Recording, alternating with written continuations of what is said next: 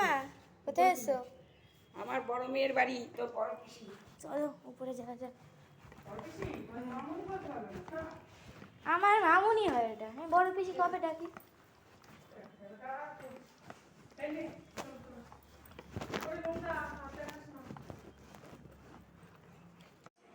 বলো কত কষ্ট হলো আসতে।